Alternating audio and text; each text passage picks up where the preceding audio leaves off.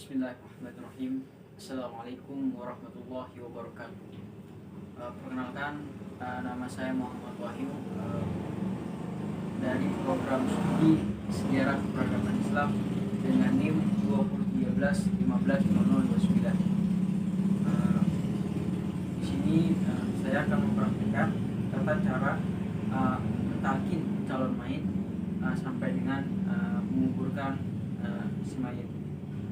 Adapun hal-hal yang harus diperhatikan ketika melakukan talqin terhadap orang yang sakaratul maut, di mana kita sebagai kaum muslimin pasti tahu tanda-tanda ketika seseorang dalam keadaan sakaratul maut, kemudian sebagai kerabat terdekat ataupun saudara si calon mayit, maka kita harus membantu si mayit untuk mengucapkan kalimat tauhid la ilaha illallah Muhammadur Rasulullah. Baik, langsung saja saya akan berikan contoh. Ketika si calon mayit dalam keadaan sakaratul maut, maka saya akan membisikkan kalimat tauhid di telinga calon mayit. Ketika masih belum terucap di mulutnya si calon mayit, maka yang harus saya lakukan sabar, tidak perlu dengan cara memaksakan calon mayit untuk mengucapkan kalimat tauhid la ilaha illallah Muhammad Rasulullah. Takutnya karena dalam keadaan sakaratul maut itu kan kita tahu bahwa sakitnya melebihi pedang yang ditusuk, lebih beberapa satu pedang lebih. Jadi kita harus sabar mentalkinkan orang yang hendak meninggal dunia. Jangan sampai kita ketika ingin mentalkinkan si calon mayit malah membuat dia marah dan tidak ingin mengucapkan kalimat tauhid tersebut. Selanjutnya, ketika si calon mayit sudah kita bisikan kalimat tauhid dan dia mampu mengucapkannya, maka jangan sampai kita membawa dia berbicara lagi. Biarkan kalimat tauhid menjadi kalimat terakhir yang diucapkan dia sebelum meninggal dunia. Tetapi jika sebelum meninggal dunia dia ada mengucapkan sesuatu hal atau pesan kepada kerabatnya, maka jika memang mampu, maka kerjakanlah atau laksanakanlah perintah yang telah diberikan si calon mayit. Jika sudah bersedia melakukannya, maka kita talqin kembali dengan mengucapkan kalimat la ilaha illallah Muhammad Rasulullah. Ketika dia sudah mengucapkannya, sudah, kita cukup diam, sabar. Jangan mengajak si calon mayit untuk berbicara. Namun ketika dalam keadaan mayit memang benar-benar tidak mampu berbicara apapun, kita hanya cukup membisikkan kalimat tauhid tersebut. Tapi jika si mayit masih mampu berbicara dan merespon ketika kita mengajak dia untuk bertauhid, maka janjikanlah terhadap dia bahwa ketika kamu mampu mengucapkan kalimat la ilaha illallah Muhammadur Rasulullah, maka surga balasan untukmu.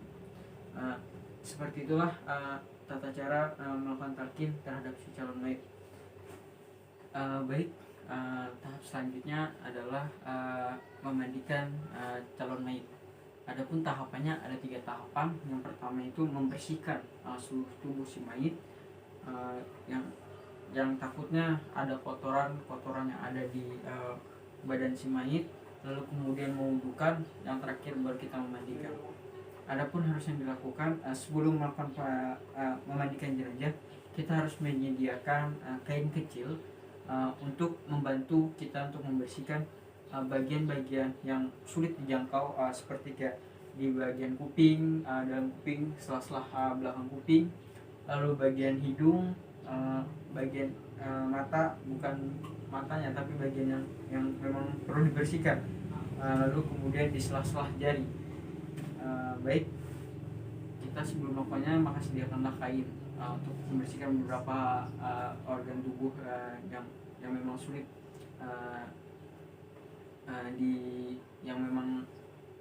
yang takutnya ada kotoran tertinggal di situ. Dalam memandikan kita dianjurkan untuk menggunakan jahit sarung tangan. Karena apa? Karena kita harus tetap memuliakan mayit meskipun dalam keadaan meninggal dunia gitu. Jadi memang benar-benar harus tertutup, tidak boleh kita melihat aurat si mayit. Kita tidak boleh memandikannya di tempat yang terbuka, tapi memang harus tertutup dengan beberapa orang tertentu.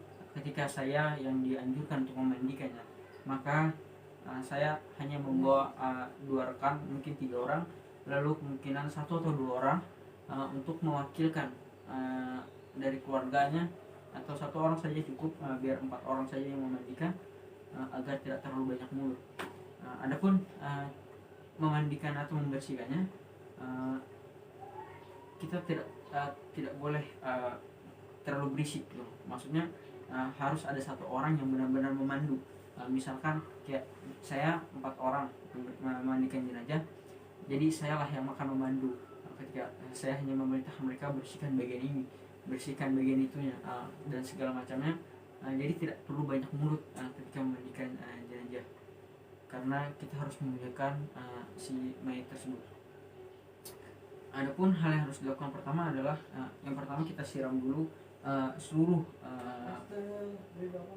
tubuh si mayit dengan menggunakan air.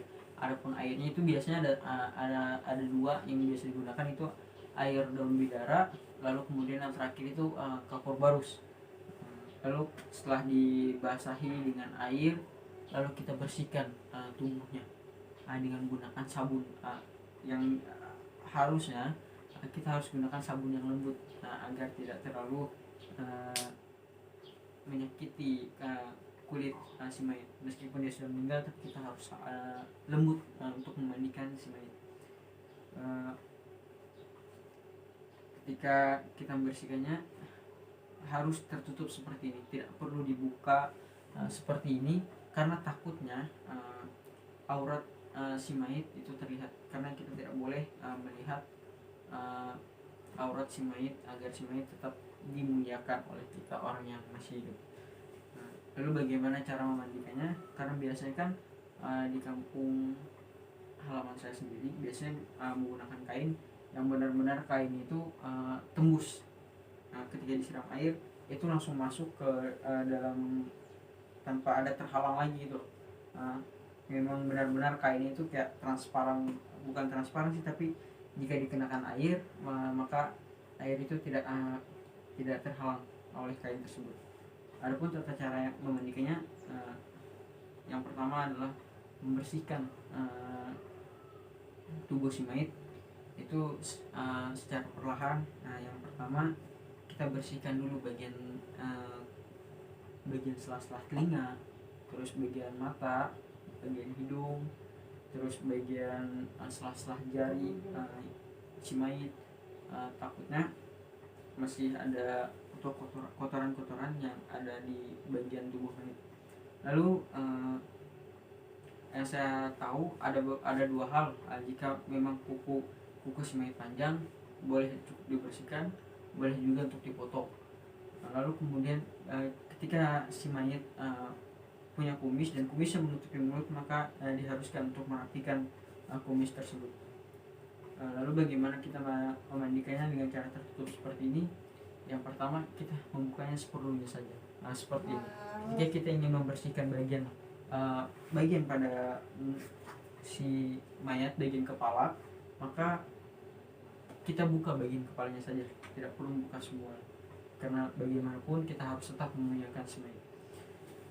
Baik, karena ini hanya praktek, jadi saya melakukan praktek ini dengan keterbatasan, karena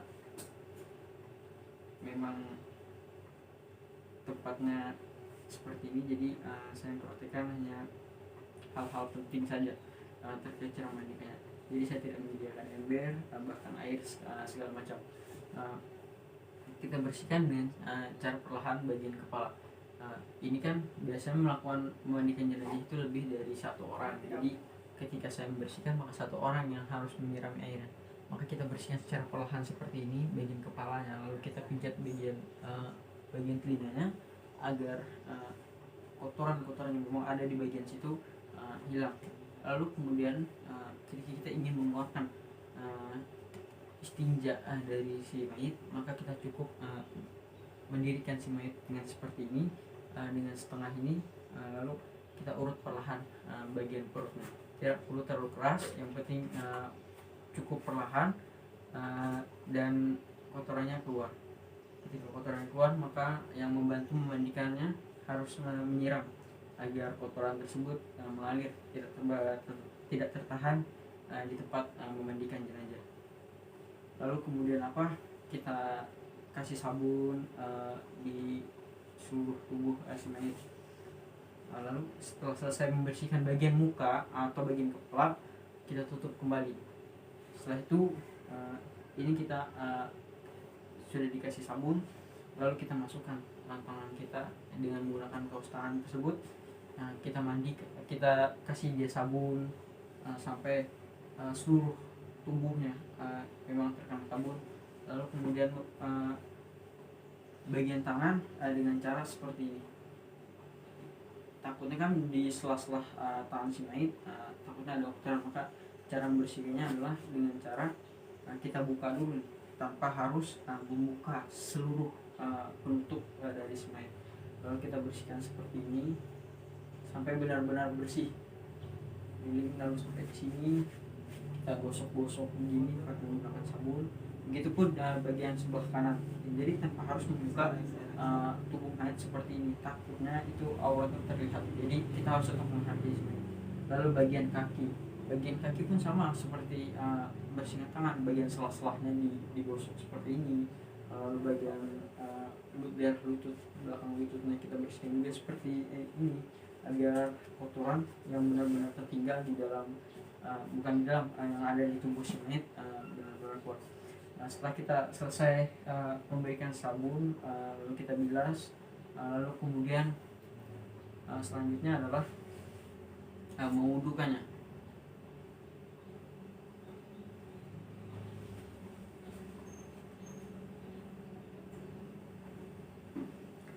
Lalu setelah kita selesai membersihkan si mayit, selanjutnya adalah mewudukan si mayit. Adapun lafal niat untuk mewudukan si mayit adalah nawaitul wudu'a ala hazihil mayyiti lillahi ta'ala. Setelah niat itu dibaca, lalu kemudian membersihkan tangan. Kita bersihkan bagian tangannya, kita siram seperti wudu biasa, wudu orang-orang yang ketika kita ingin sholat, ketika kita ingin bersuci, maka bersihkan tangannya terlebih dulu. Lalu kemudian berkumur-kumurnya kita tidak harus memasukkan air di mulut si mayat, tapi hanya dengan menggunakan jari kita. Ini jari menggunakan jari kita yang memang tangan kita menggunakan sarung baru yang sudah bersih, selesai membersihkan istinja dari dari si mayit dengan cara memasukkan jari-jari kita ke sela-sela mulut si mayit agar dia berkumur-kumur, tanpa harus kita memasukkan semua atau memasukkan air ke mulut si mayit. Itu tidak perlu, hanya cukup kita bersihkan menggunakan jari, lalu kemudian mencolok bagian hidungnya secara perlahan atau menggunakan kain tadi, lalu kemudian membasuh mukanya. Ketika mewudukannya kita tidak perlu menyiramnya, tapi dengan cara kita ambil air segini, kita tumpahkan lalu usapkan ke mukanya sebanyak 3 kali, dan itu benar-benar mengenai bagian muka dari bagian sini sampai benar-benar bagian sini, agar si mayat benar-benar dalam keadaan suci. Setelah bagian muka, lalu bagian kepala, cukup airnya ingat jangan terlalu bukan terlalu tapi tidak usah kita langsung siram, cukup kita kasih di tangan, lalu kita usapkan ke bagian kepala mayat seperti ini sampai ke bagian belakang, lalu ke bagian muka. Itu dilakukan 3 kali seperti kita berwudu. Lalu setelah itu kemudian bagian tangan sama, yang bagian kanan terlebih dahulu seperti kita wudu biasa, di bagian tangan 3 kali, terus bagian sebelah kiri 3 kali, lalu bagian kaki sebelah kanan terlebih dulu, baru sebelah kiri, begitu juga seterusnya. Setelah selesai mewudukan mayit, maka selanjutnya adalah memandikan si mayit.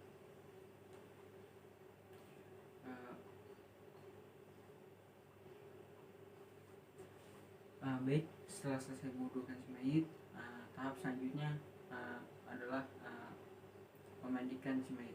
Ini adalah tahapan terakhir untuk mensucikan si mayit.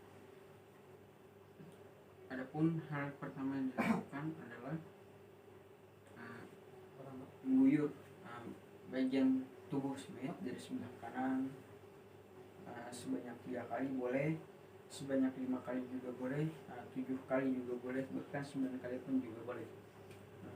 Lalu memandikan jenazah secara berurutan dari kanan lalu kiri,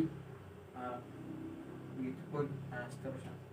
Adapun sebelum memandikan kita harus membaca niat terlebih dulu dengan niat nawaitu husla adaan hajar mayyiti lillahi ta'ala. Lalu kemudian memandikan jenazah dari sebelah kanan 1 kali, boleh boleh langsung 3 kali berturut-turut sebelah kanan, boleh juga ke kanan 1, kiri 1, terus kanan lagi 1, begitu pun seterusnya sampai ke bagian kaki. Tapi ingat, ketika memandikan si mayit jangan hanya posisi si mayit benar-benar hanya rebahan begini, dan yang paling utama adalah posisi si mayit yaitu menghadap ke arah kiblat. Misalkan kiblat ke arah sana, maka bagian kaki harus menghadap ke sana agar posisi tubuhnya sesuai dengan apa yang dianjurkan, yaitu memandikan jenazah dengan menghadap ke arah kiblat. Setelah melakukan memandikannya bagian kanan 3 kali, bagian kiri 3 kali menggunakan air bidara, lalu kemudian bagian samping, takutnya ketika kita memandikannya dengan secara posisi si mayat seperti ini, takutnya bagian tubuh bagian belakang itu tidak kena. Maka yang harus kita lakukan adalah memiringkan tubuh si mayit tanpa harus membuka penutup ini agar aurat si mayit tetap tertutup, dengan cara memiringkan badan si mayit seperti ini. Cukup miring sedikit ini, lalu kita siramkan ke bagian belakangnya sampai ke bagian kaki itu sebanyak 3 kali menggunakan air bidara. Begitu juga dengan air kapur, itu dilakukan sama dari kanan lalu kiri, kanan kiri, itu sebanyak 3 kali, 7 kali, bahkan 9 kali pun itu boleh. Setelah selesai menggunakan air kapur, maka yang terakhir kita memandikannya atau disebut dengan mandi 9 macam kalau nggak salah, saya lupa juga.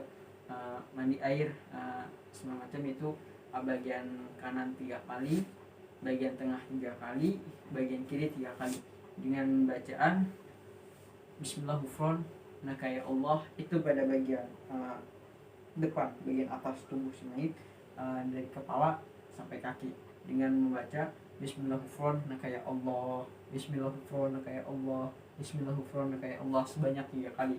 Lalu kemudian bagian kanan dengan bacaan Bismillahirrahmanirrahim ya Rahman, itu sebanyak 3 kali juga, sambil membaca Bismillahirrahmanirrahim ya Rahman, Bismillahirrahmanirrahim ya Rahman, Bismillahirrahmanirrahim ya Rahman sebanyak 3 kali. Lalu bagian sebelah kiri sama seperti yang sebelumnya, dengan membaca kalimat Bismillahirrahmanirrahim ya Rahim, Bismillahirrahmanirrahim ya Rahim, itu dilakukan sebanyak 3 kali. Ketika sudah memandikan, selanjutnya adalah mengeringi tubuh si mayit. Sebelum mengafaninya, maka kita diharuskan untuk mengeringkan tubuh si mayit menggunakan handuk yang memang sudah disediakan pada saat memandikan jenazah. Baik, selanjutnya adalah mengkafani jenazah.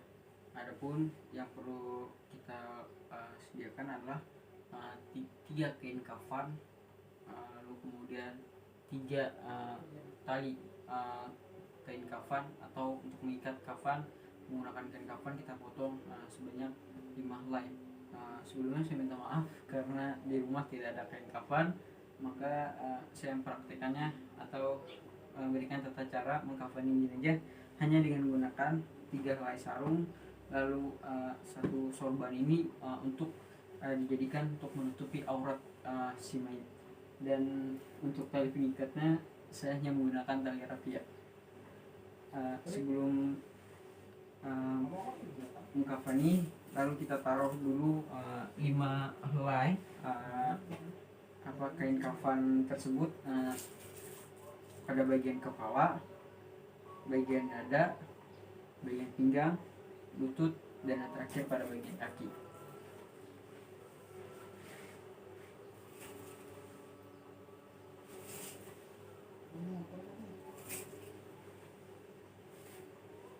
Lalu setelah itu kita letakkan kain kafan pertama di bawah tali untuk mengikat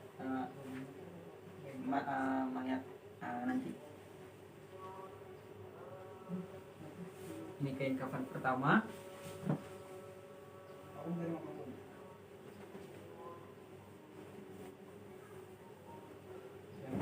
Kemudian kain kafan kedua.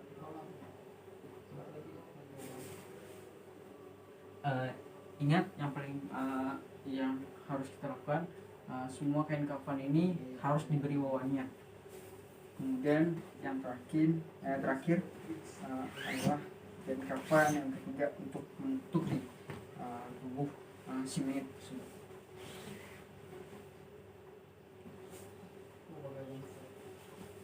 Lalu yang terakhir kita taruh untuk menutupi aurat si mayat.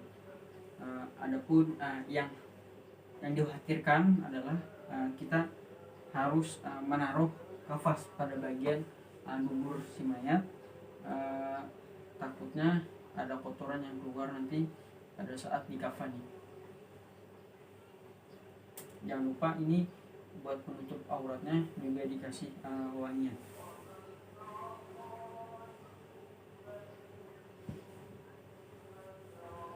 Lalu kemudian kita taruh mayat pada 3 lapis kafan tersebut.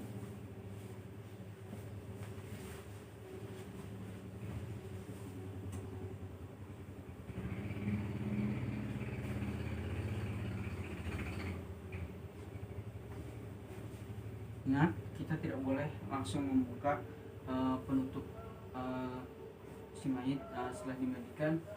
Kita harus tutup terlebih dulu ini untuk menutupi aurat si mayit. Maka dengan cara menutup terlebih dulu pada bagian aurat si mayit ya, karena ini adalah mayat laki-laki, maka auratnya dari pusar hingga lutut. Maka dengan bantuan orang-orang yang sudah membantu untuk mengkafaninya, maka beberapa orang menahan pada bagian sini dan bagian sini agar ini tidak terbuka, sehingga kita mudah untuk menarik penutup untuk si mayat. Yang saya pelajari, sebenarnya si mayat ini yang tidak dianjurkan untuk bersikap seperti ini. Jika memang tangannya seperti ini dan sulit untuk bersikapnya seperti ini, maka kita tidak boleh memaksanya. Takutnya kita mematahkan tangan si mayat. Maka hanya cukup taruh pada bagian samping, lalu kita tutup tubuh mayat pada menggunakan kain kafan 3 lapis yang saya jelaskan di pertama tadi. Ini tutup pertama.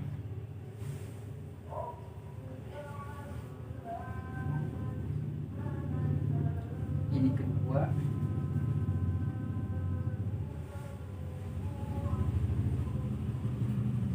Dan ini yang terakhir.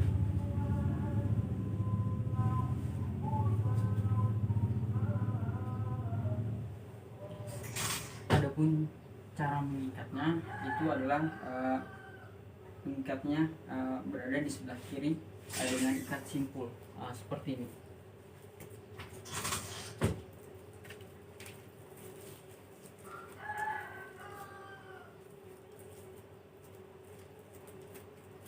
Setelah bagian kepala, lalu kemudian pada bagian dada, ikatnya sama, yaitu ke arah sebelah kiri dengan ikatan simpul.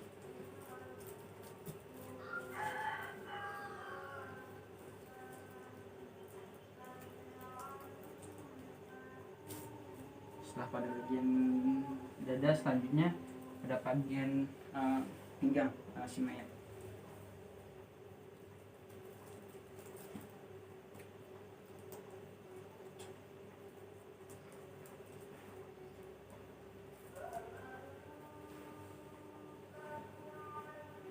Lalu kemudian pada bagian lutut si mayit,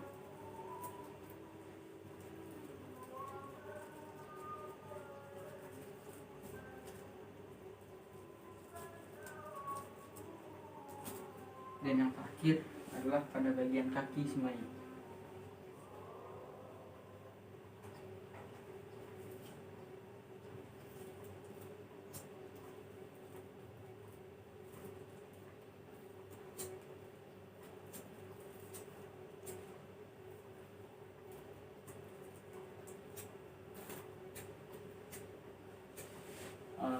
Inilah tata cara mengkafani si mayit. Selanjutnya adalah menyolatkan si mayit. Baik, adapun tata cara menyolatkan jenazah sebagai berikut, yaitu posisi imam berada sejajar di kepala si mayit. Tapi jika mayatnya perempuan, maka sejajar dengan pusar si mayit. Bismillahirrahmanirrahim. Sholli ala hajjil maiti arba'a takbiratin fardal kifayati imaman lillahi ta'ala. Allahu akbar. Bismillahirrahmanirrahim. Alhamdulillahi rabbil alamin. Ar-Rahmanirrahim. Maliki yaumiddin. Iyyaka na'budu wa iyyaka nasta'in. Ihdina syiratal mustaqim. Syiratal ladzina an'amta 'alaihim ghairil maghdubi 'alaihim waladdallin. Allahu akbar. Allahumma shalli ala sayyidina Muhammad wa ala ali sayyidina Muhammad kama shallaita ala sayyidina Ibrahim wa ala ali sayyidina Ibrahim wa barik ala sayyidina Muhammad wa ala ali sayyidina Muhammad kama barakta ala sayyidina Ibrahim fil alamin innaka Hamidum Majid. Allahu akbar. Allahumma fir lahu warhamhu wa'afihi wa'fu anhu. Allahu akbar. Allahumma tahrimna ajrahu wa la tabtina badahu waghfir lana wa lahu. Assalamualaikum warahmatullahi. Assalamualaikum warahmatullahi. Setelah itu adalah membaca doa setelah menyolatkan jenazah. Bismillahirrahmanirrahim. Allahumma bihaqqi fatihati itikriko banawarikoba hajal mayiti waja'al kubrahu raudatan minal jannati wala taj'alhu lahu hufratan minan narani. Wa sallallahu ala khairil khalqi sayyidina Muhammadin wa ala alihi wa sahbihi ajmain walhamdulillahi rabbil alamin. Baik, setelah kita selesai menyolatkan jenazah, selanjutnya adalah tata cara kita menguburkan jenazah. Adapun hal tersebut biasanya ada yang mayatnya langsung dikuburkan dan ada juga langsung dengan petinya, karena tergantung dengan kondisi tanah. Sedangkan kalau di kota-kota besar itu kan tanahnya tidak ada air, maka langsung sekaligus dengan jenazahnya aja tanpa memasukkan petinya. Nah, bagaimana caranya? Yaitu dengan cara posisi tubuh mayat dimiringkan dengan menghadap ke arah dinding tanah dengan menghadap ke arah kiblat. Seperti ini contohnya. Tubuh mayat dimiringkan, lalu jika di kota besar maka akan ditaruh papan-papan agar posisi tubuh mayat tetap miring. Baik, itu tadi tata cara kalau di kota besar. Sedangkan kalau di tempat saya atau di kampung itu biasanya menggunakan peti. Lalu bagaimana caranya? Itu peti cukup dibuka, lalu kemudian badannya dimiringkan ke arah kiblat dengan dinding peti, Namun sebelum itu janin peti biasanya akan dikasih tanah dulu di bagian muka si mayit, lalu kemudian didirikan, lalu kemudian diganjal dengan paman atau disebut biasanya bantal untuk si mayit, lalu diganjal pada bagian kepala, bagian pantat, sama bagian kaki agar badannya tetap miring mengarah ke arah kiblat seperti itu. Setelah posisi tersebut lalu kita ajankan. Setelah diajarkan baru dipamahkan. Lalu selanjutnya setelah selesai dikuburkan, selanjutnya adalah pembacaan khutbah kubur atau disebut dengan talqin. Setelah kita selesai memakamkan jenazah, selanjutnya adalah pembacaan talqin. Bismillahirrahmanirrahim. Kullu syai'in halikun illa wujuha lahul hukma wa ilaihi turja'un. Kullu nafsin dha'iqatul maut wa innama tuffawna ujurakum yawmal qiyamah faman zuhziha 'anil nari wa adkhila al jannah faqad faz wa mal hayatud dunya illa masa'ul ghurur minha khalaqnakum wa fiha nu'idukum wa minha nukhrijukum taratan ukhra minha khalaqnakum lil ajri wa syauq wa fiha nu'ikum lid-dudi wa turab wa minha nujrijukum lil ardi wal hisab. Bismillah wa billah wa minallah wa ilallah wa ala millati rasul Allah sallallahu alaihi wasallam. Hadza ma wa'ada ar-rahmanu wa sadaqal mursalun. In kanat illa syai'atan wahidatan fa ijahum jami'un ladaina muhdurun. Ya fulan binti fulan yarhamukumullah. Dhahabat anka dunya wajinatuha wasyuratal anfi barazaji min barazi fil akhirah fala tansal ahdal ladzi faraqtana alaihi fi darid dunya wa qadim tabihi ila daril akhirah wa huwa shahadatu an la ilaha illa huwa anna muhammadar rasulullah. Fa idza ja'aka zakal malaka lil muwakka kala nibika wabi salika min mati muhammadin sallallahu alaihi wasallam fala yud'ijaka wala yud'ibak wa kalama annahuma khalqu min khalqillah ta'ala kama anta khalqu min khalqillah. Wa idza salaka man rabbuka wa ma dinuka wa ma qatiqaduka wa ma alladhi mutta alayhi faqul lahu ma Allahu rabbi. Wa idza sa'aka kasyaniyata faqul lahuma Allahu rabbi. Idza salaka kasyaila tawahiyal khatimatul husna faqul lahum bisani tolki bila hufi wala faza. Allahu rabbi wal islamu dini wa muhammadan nabi wal qur'ani imami wal ka'batun kiblati wa salat faridoti wal muslimuna ikhwani wa ibrahimal khalil abi wa anna ishsu wa mutu ala qawli la ilaha illallah muhammadur rasulullah. Kama sabbi hadhil hujjat ya fulan binti fulan wa'lam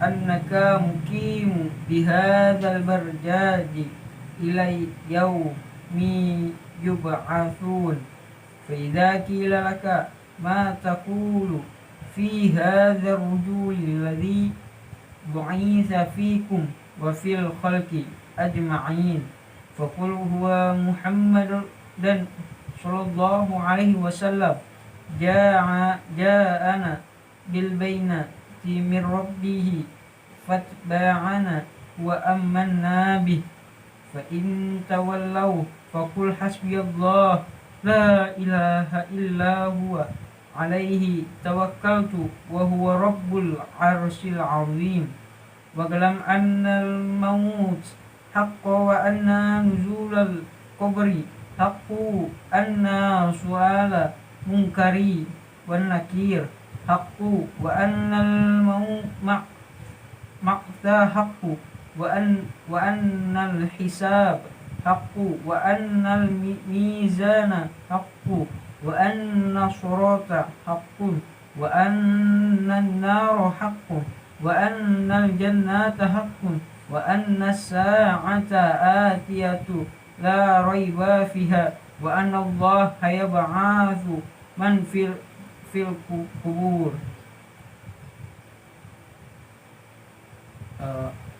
Setelah dibacakan talqin maid, kemudian dilanjutkan dengan pembacaan doa. Pada saat dibacakan doa, semua ayat atau pengiring disunahkan duduk dan mengamini doa tersebut. Bismillahirrahmanirrahim. Nastaudi'ukal kallahumma ya'ani sakulla wahidi wa yahadira laysa biqa'ib anis wa qadatana wa wahdatahu warham kurbatana wa gurbatahu walaqanhu hujjatahu wala taqtinna ba'dahu waghfir lana walahu ya rabbal alamin.